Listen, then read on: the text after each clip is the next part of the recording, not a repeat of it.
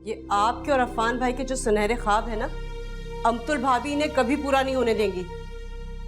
आज जो शादी में उन्होंने मुझसे कहा, उससे साफ जाहिर है कि मैं मोमना का कहीं अच्छी जगह रिश्ता देके उसकी शादी कर दूं।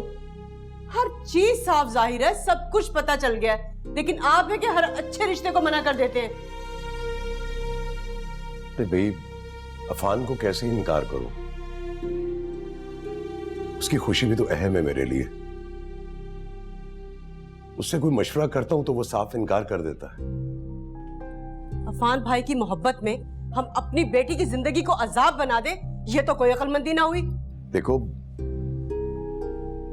अमतुल भाभी दिल की बुरी नहीं है, हाँ जुबान की कड़वी जरूर है वो। दिल किसने देखा है? जबान देखी जाती है। तौबा तौबा, और वो भी ऐसी कि जहर भरी। अल्लाह।